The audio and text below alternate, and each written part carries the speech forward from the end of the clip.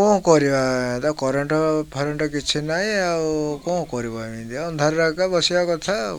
जन्म आम जन्मर ये अवस्था एका करेन्ट ना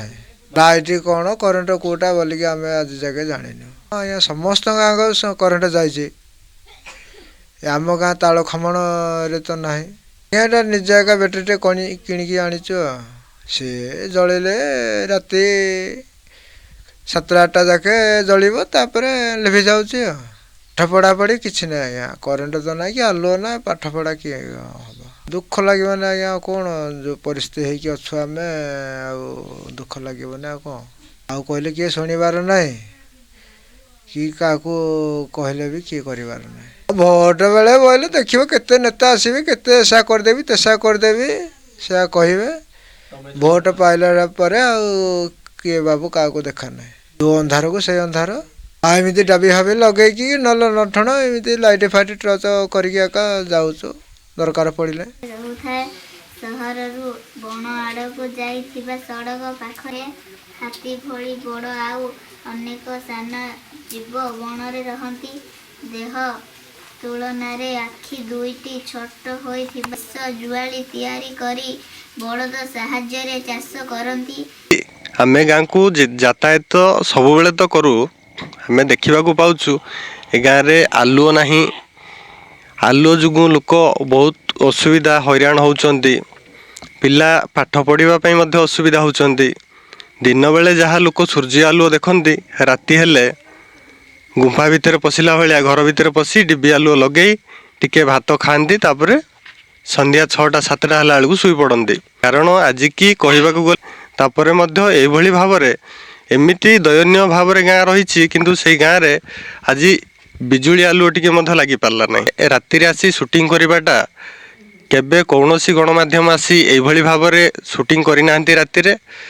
कि केबे कहीं किसी एभली भाव पदक्षेप नहीं नांती आमे आशा रखी बाजिला परे आमे प्रशासन पाखे ए वार्ता पहुँचब आमर किछि सफल हम आउ किछि बिजुली आलुओ लगे बोली आमे निहाती भाव आशा करूँ।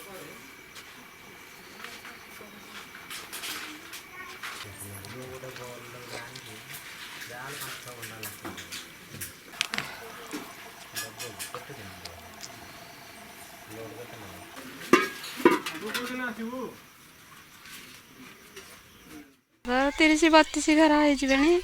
आउ करेन्ट ना हेतु तो निआ जालिकी बसिया कथा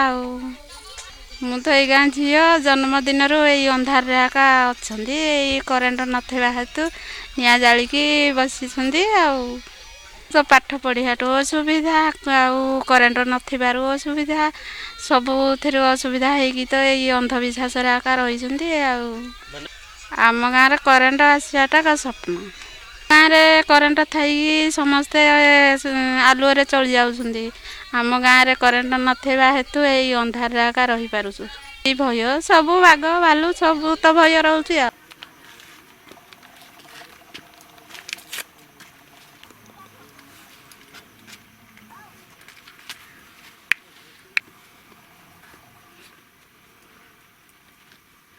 दिन सूर्य किरण पड़ुची बोले आम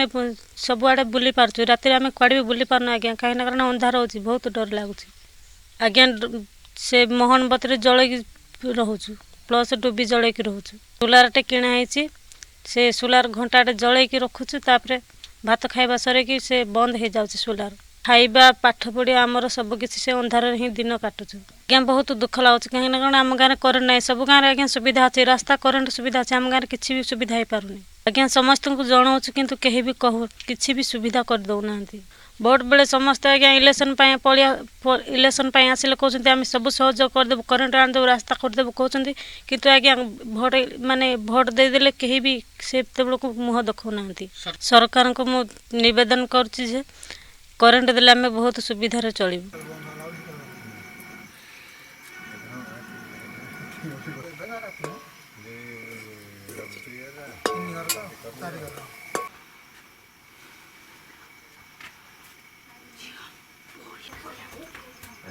कौन